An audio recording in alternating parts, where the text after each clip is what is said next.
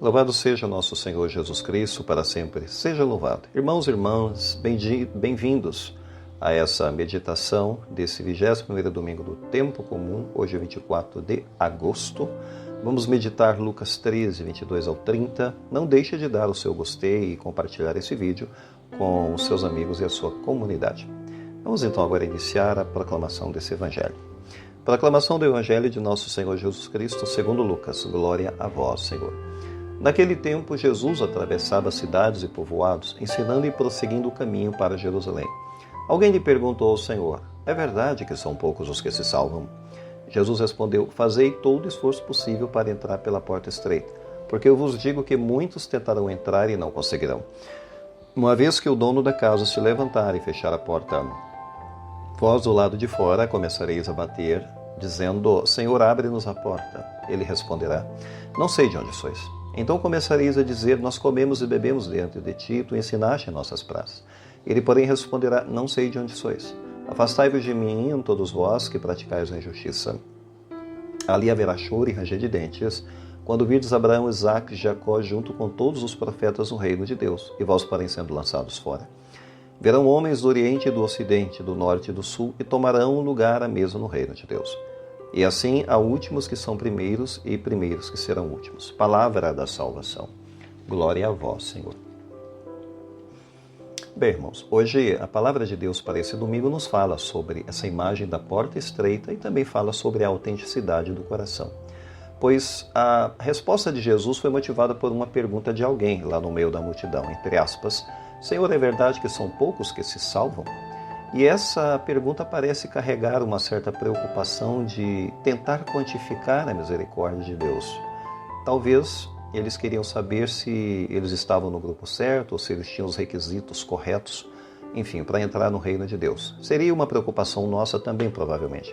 Mas Jesus ele não se atém a isso, porque ele dirige o nosso olhar para a ação responsável e para a autenticidade da própria vida. A resposta de Jesus, de fato, soa como uma espécie de alerta, quando ele diz: fazei todo o esforço possível para passar pela porta estreita. Aqui entre aspas.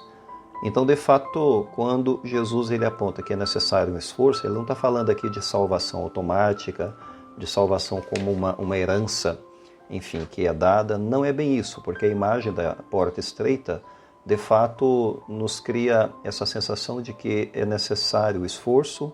Quer dizer que essa porta exige deliberação, essa porta exige escolha, essa porta exige despojamento. E para atravessá-la nós não podemos carregar muitas bagagens. Nós temos que estar espiritualmente leves em nossa vida. Ou seja, temos que nos desfazer dessa imagem que nós podemos chamar de bagagem: orgulho, preconceito, autossuficiência, indiferença, etc. Enfim, tudo isso nos remete para essa imagem da porta estreita, que simboliza também a conversão diária, claro. Simboliza a humildade de reconhecer os constantes ajustes que devemos fazer em nossas vidas. Claro, existe o perigo da familiaridade, porque essa colocação de Jesus fala disso também. Senhor, nós comemos e bebemos diante de Ti, como se tivesse uma espécie de familiaridade ou de intimidade com Ele. E a resposta é chocante, porque essas pessoas que batem a porta não são estranhas, elas também não são más.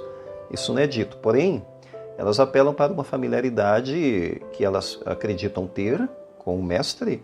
Nós comemos e bebemos diante de Ti, ou seja, elas estão fisicamente próximas, mas na verdade só exteriormente próximas. O coração delas não estava exatamente próximas de Cristo. Por isso a resposta dentro dessa história: não sei de onde sois, entre aspas.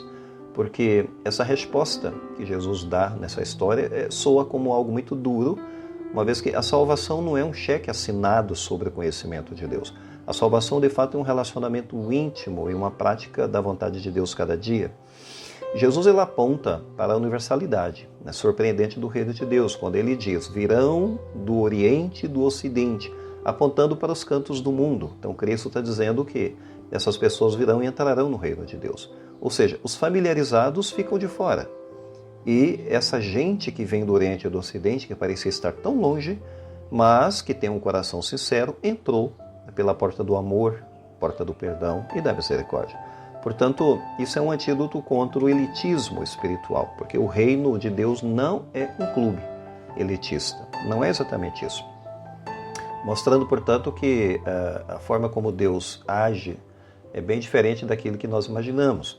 E aí no final tem uma grande inversão. Há últimos que serão primeiros e primeiros que serão últimos. Enfim, aqui ele desmonta essas hierarquias humanas, porque aqueles que são os primeiros nesse mundo, na verdade, poderiam ser os primeiros por causa da tradição, primeiros por causa da hierarquia, talvez por causa da posição social, ou seja, são pessoas que podem cair na tentação da autojustificação.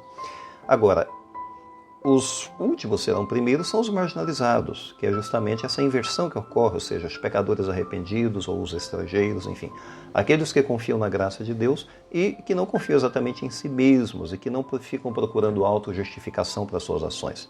Muito bem, devemos nos perguntar nessa história de Cristo como é que nós estamos nos empenhando para entrar pela porta estreita. Realmente a gente está se empenhando em fazer isso? Essa pergunta é essencial, porque na nossa caminhada, na nossa jornada, nós temos que nos perguntar se de fato nós estamos indo na direção certa. E depois, um outro cuidado que a gente tem que ter na nossa vida cristã é a chamada presunção. Porque na história de Jesus, a gente percebe que algumas pessoas presumiam conhecê-lo, presumiam estar perto dele, presumiam que iriam entrar no reino de Deus, e foi exatamente o contrário. Ou seja, Deus está nos dando um antídoto contra a presunção. A gente não tem que presumir nada, a gente tem que caminhar na humildade, na sinceridade do coração, numa conversão contínua e verdadeira, se a gente quiser herdar o reino de Deus. Pensemos nisso. Louvado seja nosso Senhor Jesus Cristo, para sempre seja louvado.